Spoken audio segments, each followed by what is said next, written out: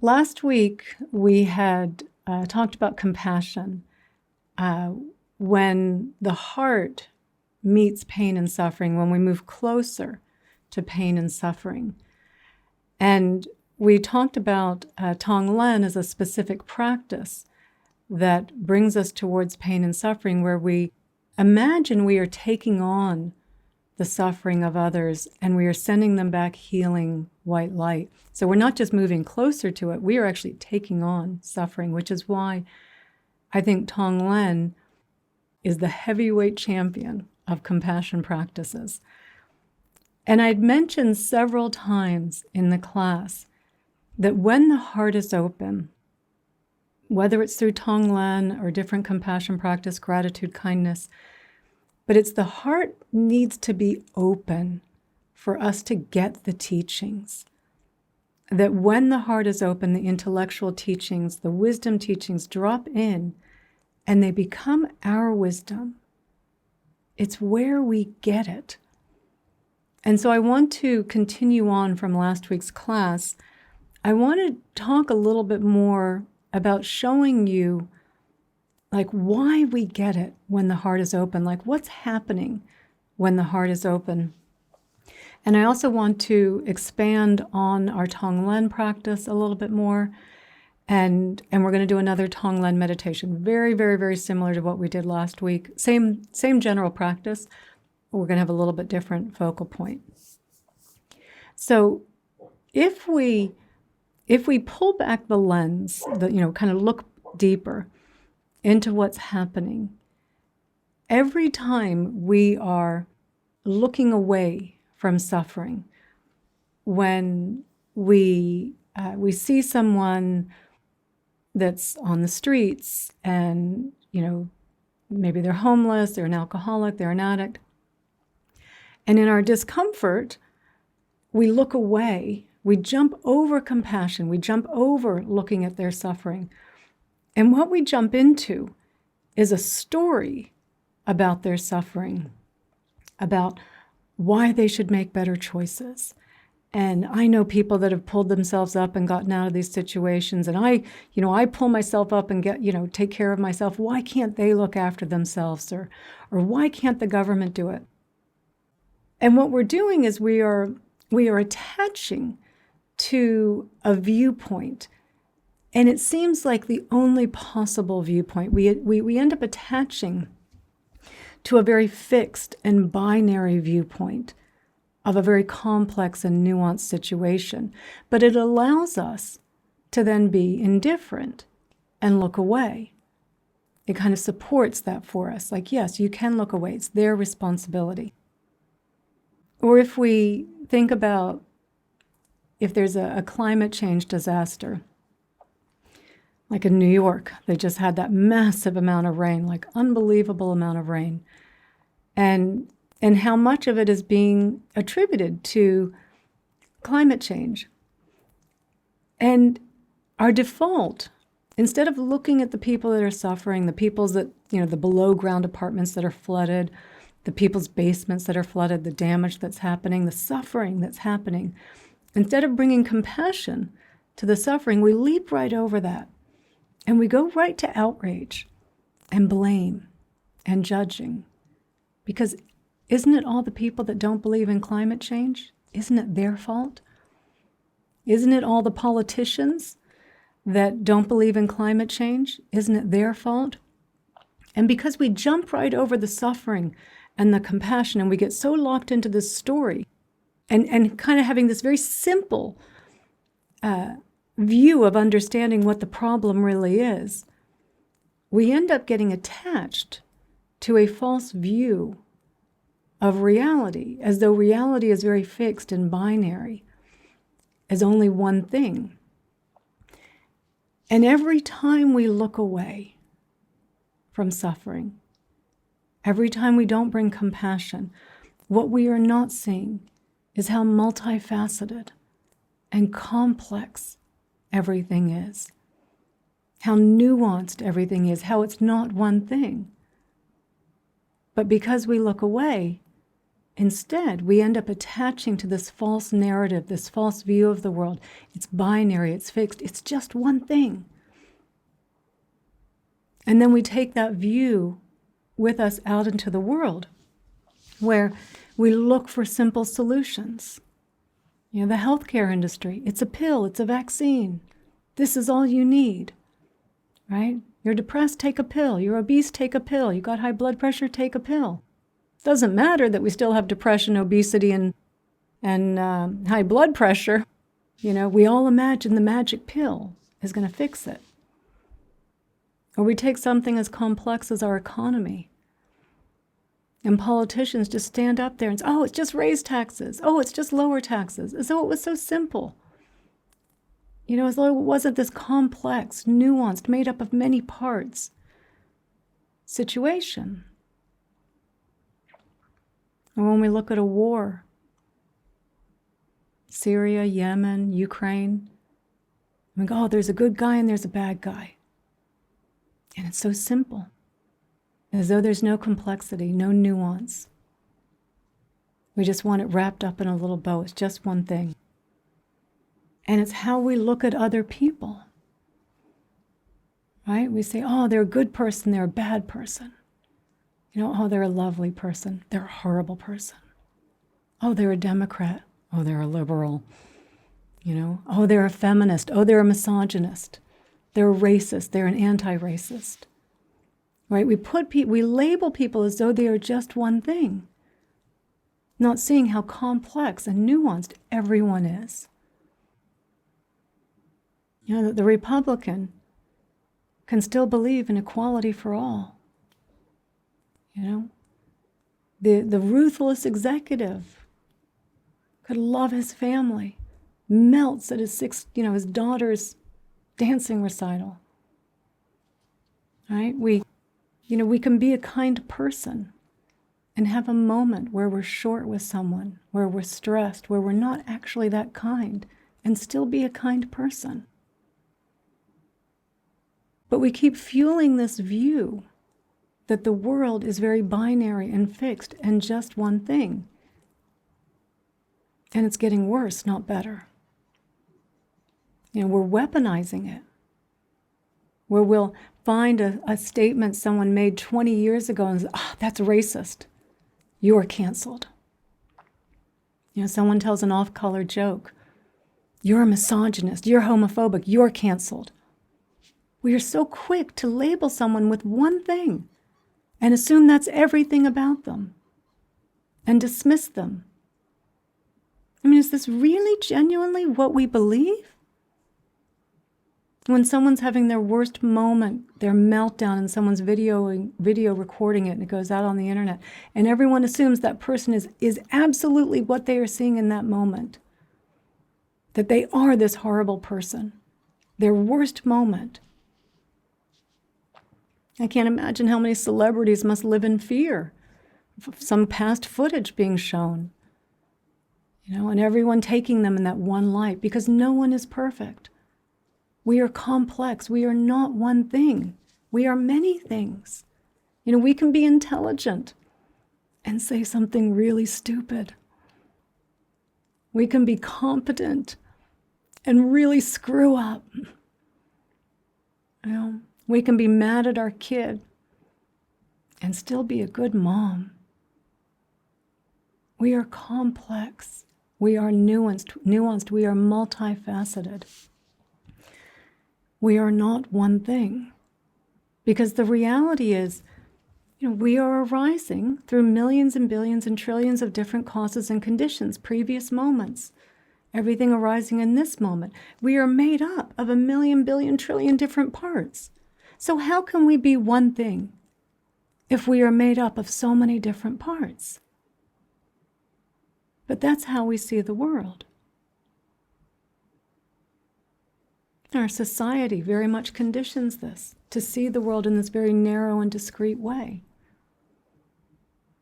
To pit us against others, against other human beings, because they have one belief that might be different. Could believe 99 things we could be in agreement with. One thing. Nope. They're in the other camp. You have to be against them now. or how quickly we go against ourselves, because we know we all have some pretty unlovable moments. We all do stuff that we wish, we wouldn't want everyone to know about, right? And it's like, how can I love myself when I have these unlovable parts of me?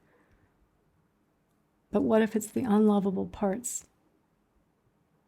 that make the lovable parts?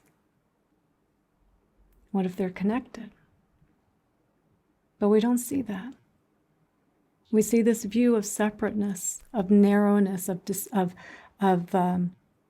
just one thing, and it keeps us living in this delusion of separateness and suffering. So when we practice Tonglen, compassion, and we imagine taking on the suffering of someone else, their fears, their worries, their doubts, their insecurities, and we're sending them back loving, peace, light, ease, spaciousness. When we're practicing compassion,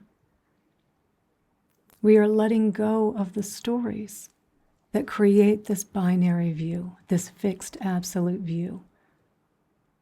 We are letting go of our attachments. And in letting go of our attachments, we no longer see the world in this binary way. We see the world as multifaceted, as complex, as not one thing. That we can see in tragedy, there is suffering. There's sadness, there's grief, there's fear, there's loss. And there's compassion and kindness and courage and generosity, and there's indifference, and there's anger, and there's greed. It's all of it. That we can see, in Tonglen, if we're having a situation, maybe our dog's sick, right? And we're so afraid of what's happening, and we have this binary view, oh no, this is it. But we practice Tonglen, and we imagine all the other people that are experiencing the same thing right now. Their dog is sick, their child is sick. And we imagine taking on their suffering and sending back healing light. And in that practice of compassion, we let go of our attachment to the one view, to the binary, to the fixed view. And we start to see, even in this, there's more.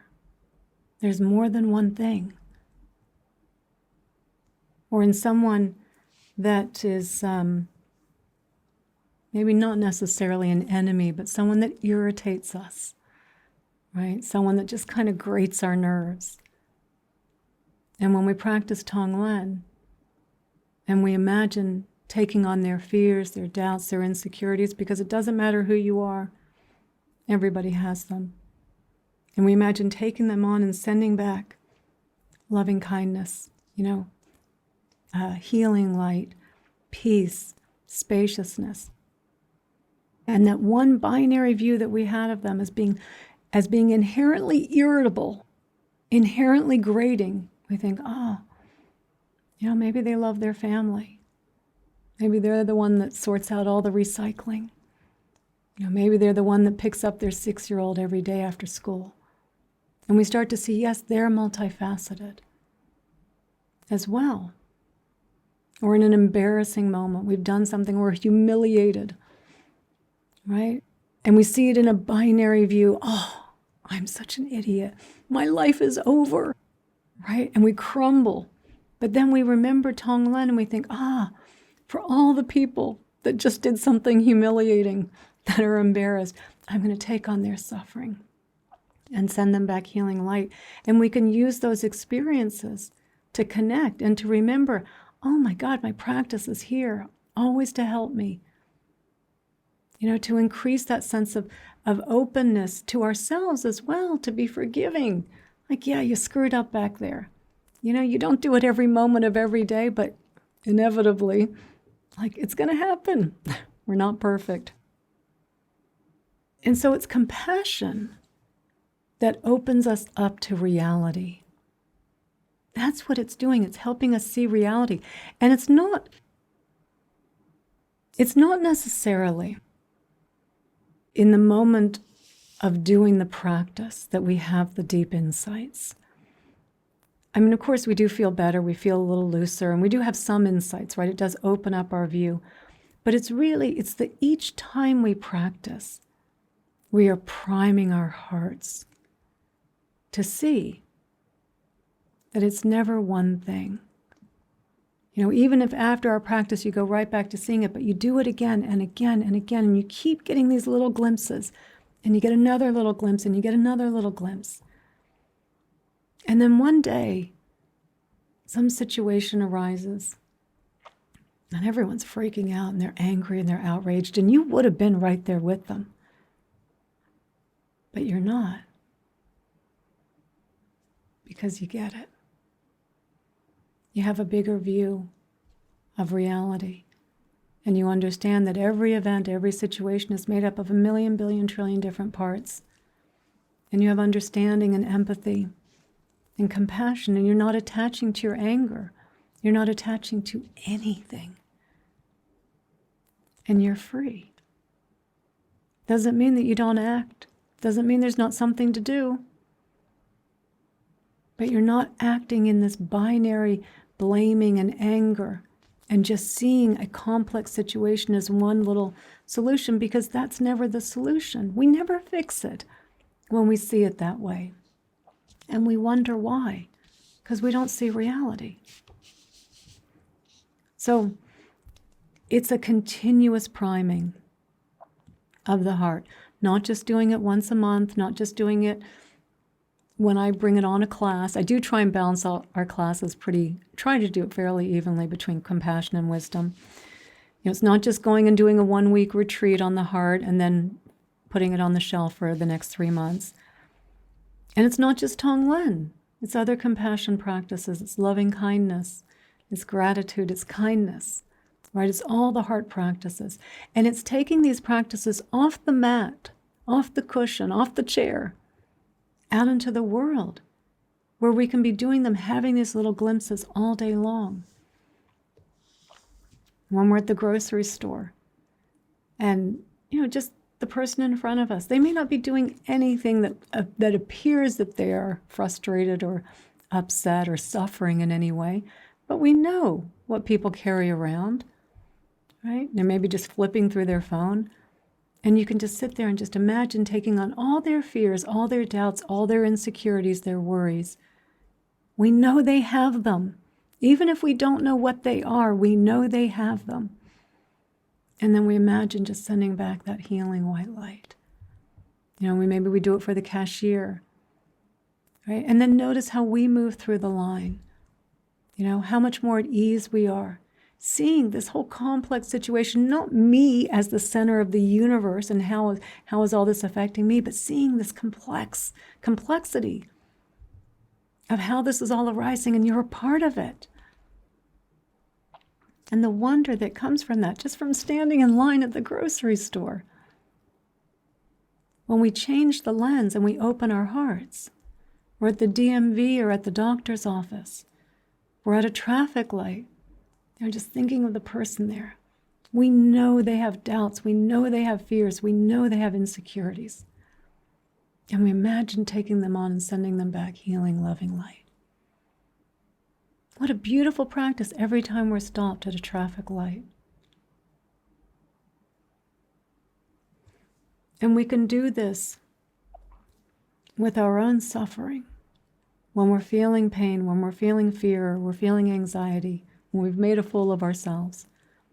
Whatever it is that's going on, we can just, instead of focusing on that one, this is bad, this is unbearable, I don't like this, instead of getting into that fixed view, that narrow view of thinking this is inherently how this situation is, I think all the people that are experiencing anxiety right now, I'm breathing in their anxiety, their fear, their worries, and sending them back healing, light, love.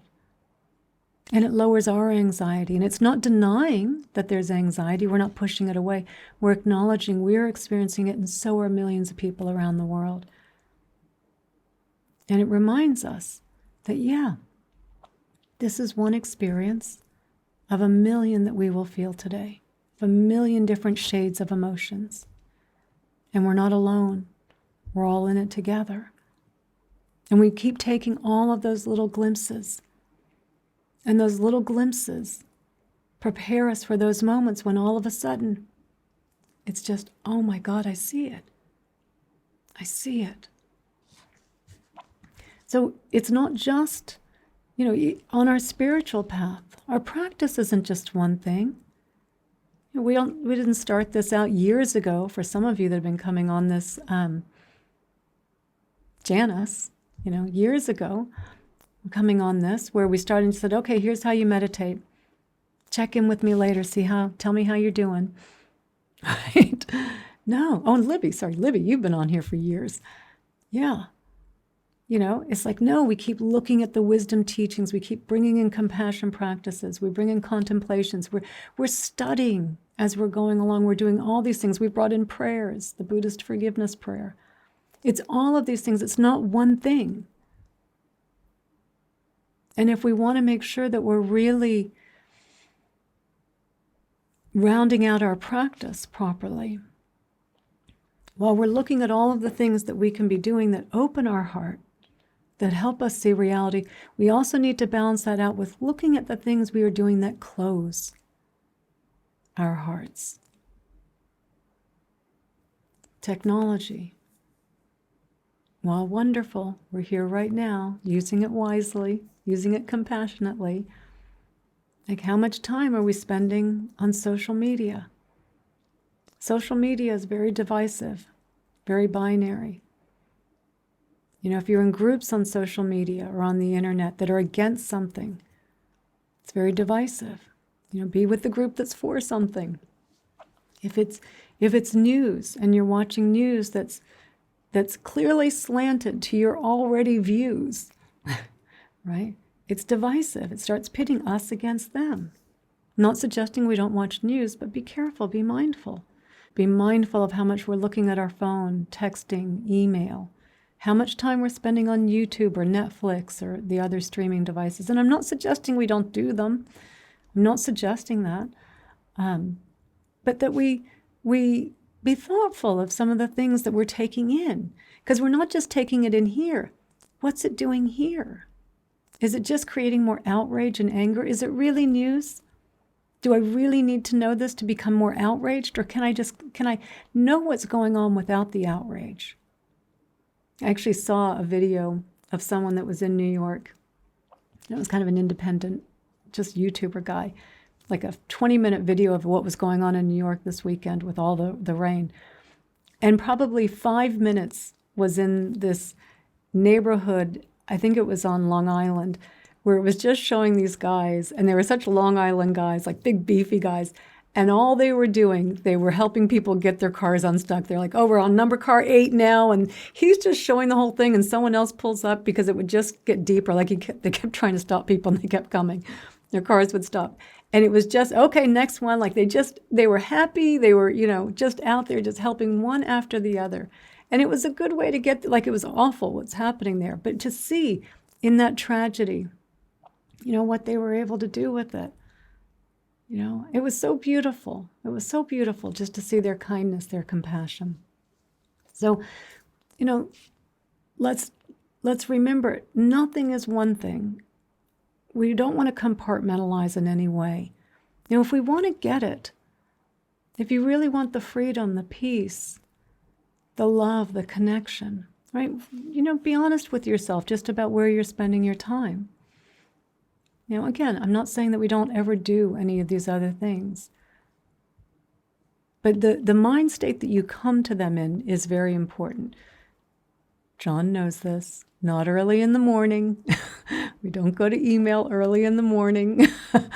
We don't look at text early. We don't look at the news in the morning, right? Don't set yourself up, on the day, in a kind of agitated state. Set yourself up in a good way. And then later, you can check your email, you can check your text. Of course, we all do. So, but again, how we come to it, in what order we come to it in our day. Whether we're coming to it looking for something, grasping at something, but if we already feel whole and we feel good, then it's just, okay, I need to check my email. I need to check my text. I need to, respond. Okay, all right, no problem. And so we keep our hearts open because that's what we want to do. We have to keep our hearts open if we want to get it. And I think we want to get it. I think that's why we're here.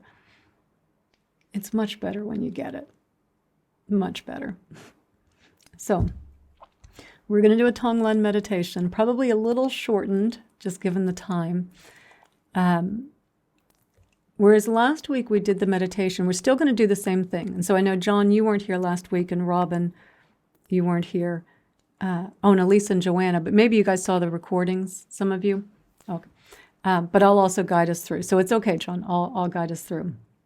But, last week we did, imagining someone, a friend, family member that was going through something difficult. I think we did health challenge to start, something like that. And then we started broadening it out to everyone in the world and taking on their suffering and sending out the healing white light. And this time we're going to do it, we're going to imagine a friend at first. It can be going through any kind of challenge or suffering, and I'll guide us in the meditation as to what that might be. Then we're going to do a neutral person, someone that's not a friend, but they're not an enemy. Someone at your store that you see all the time, someone at the gas station, at your dry cleaner, someone that you see fairly regularly, but you may know their name, but you wouldn't invite them over for dinner or something. And then we're going to go on to what's traditionally called the enemy. And we'll just say again, just someone who's a little challenging, someone who just grates us a little bit. Because again, we want to see the person that we paint in this very narrow view that is inherently annoying actually has a lot of good qualities as well. It doesn't mean we need to go and spend time with them, but we also don't want to close our hearts to them either. And that's what we're trying to do. No matter who it is, we want to keep opening our hearts. So that will be our practice. So if you want to make some adjustments in your seat, just make sure you're comfortable. You have been sitting for 30 minutes, so just make sure you're comfortable. Close your eyes. And we'll start by breathing in and out of our heart centers.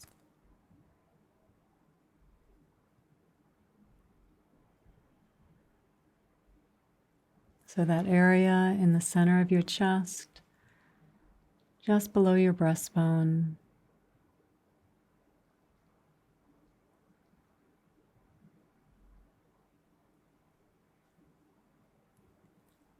You can imagine your heart center expanding as you inhale, and relaxing on the exhale.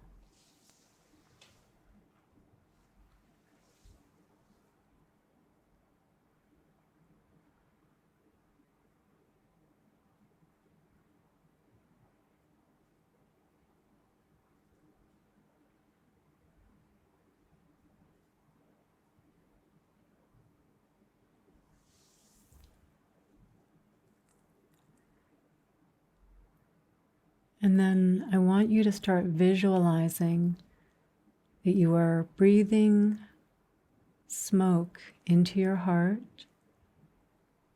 Doesn't have to be super heavy, dark, but just a slightly gray colored smoke. And transforming that smoke in your heart center.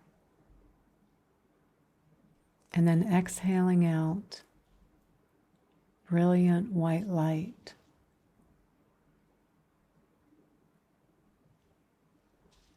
So we're not imagining anyone at the other end right now, just getting used to the visualization of bringing in the smoke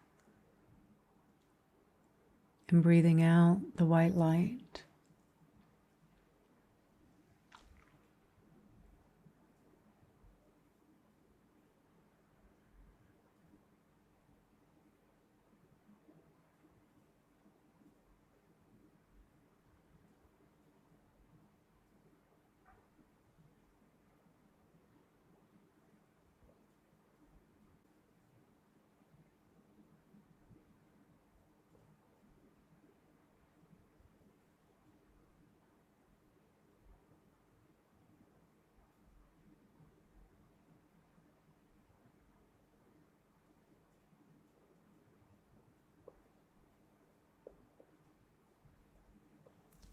And now imagining in front of you a friend that's going through a challenge. Could be a challenge with their health. They're going through a breakup. They've lost their job.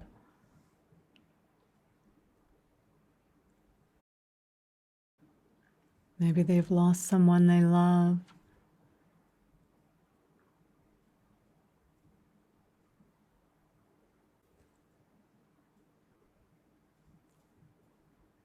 And then imagine that you are breathing in their suffering in the form of this smoke into your heart center and sending back healing white light. Breathing in all their pain, their fear, and sending back peace and love.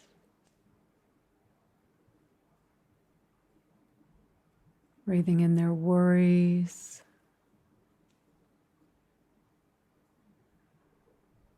Sending back spaciousness and ease.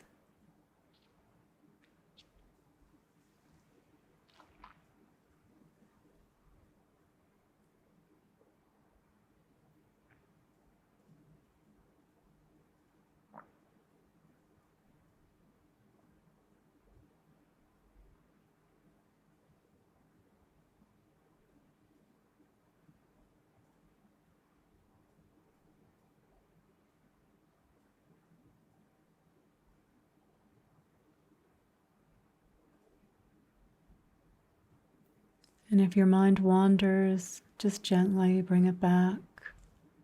Begin again.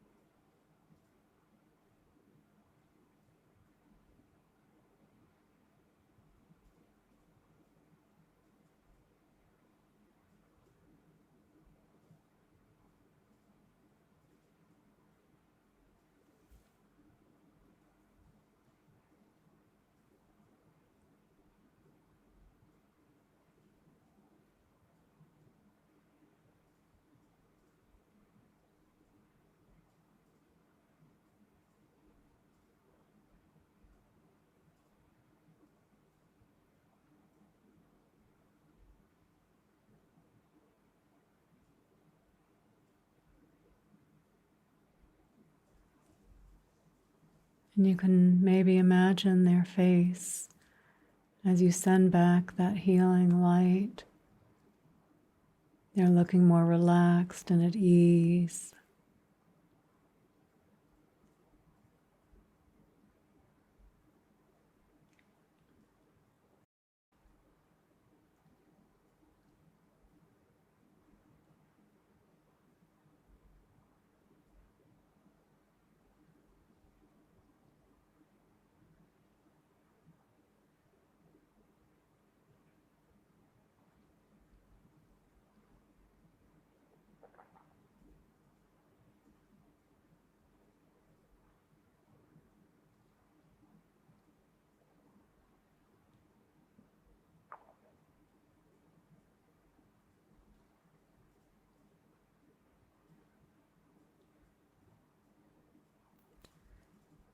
And then letting this person fade away.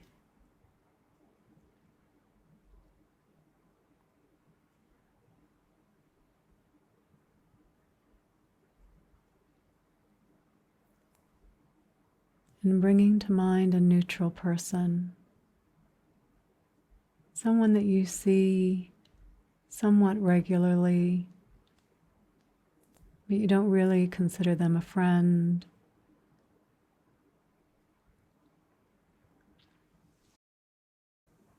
You don't really have an opinion one way or another. They're just someone you see somewhat regularly.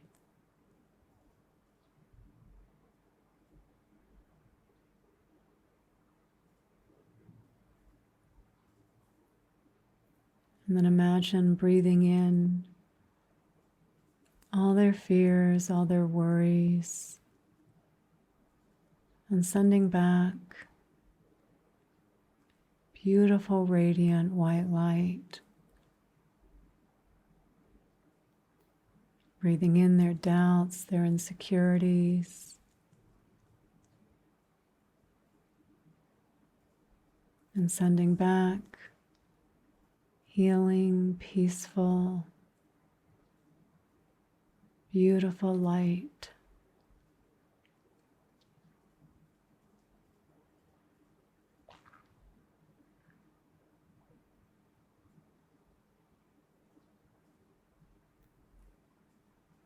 Breathing in their regrets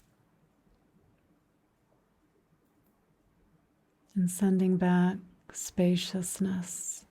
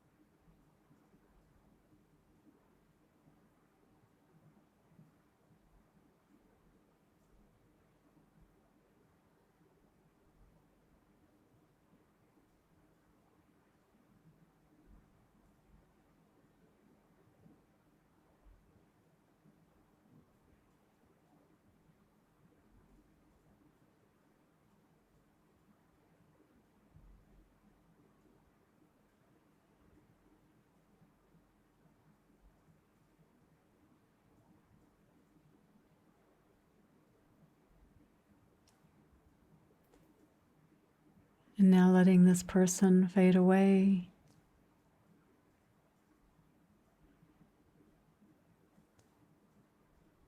And now bringing to mind someone you would consider not really a friend,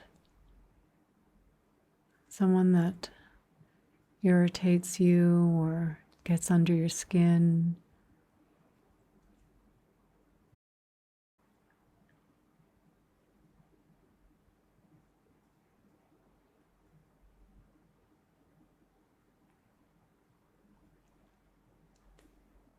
And imagine breathing in all of their fears, all of their doubts, and sending them back peace and love.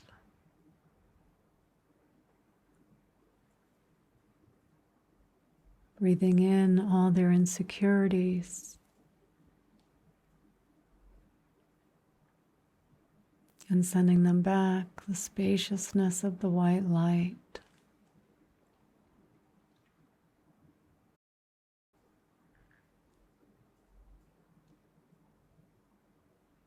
Breathing in all their regrets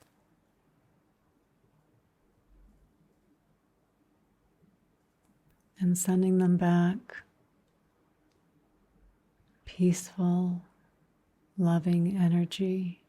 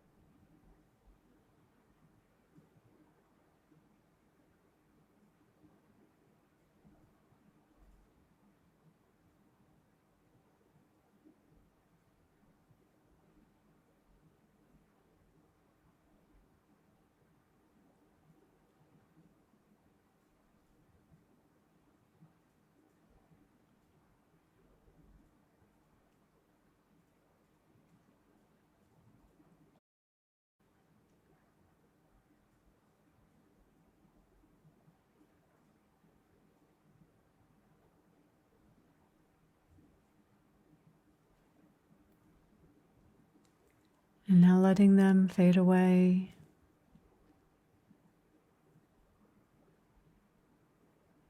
And resting your attention at your heart center. Feeling the openness and the spaciousness of your heart.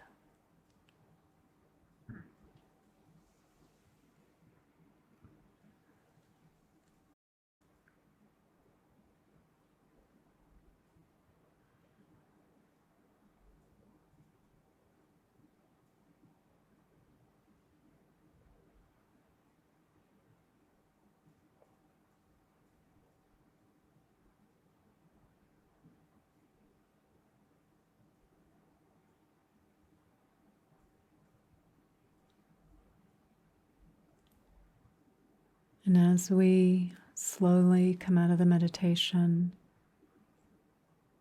with a big inhale, take your arms up over your head, with a big stretch at the top. And as you exhale, gently lower your arms and slowly open your eyes.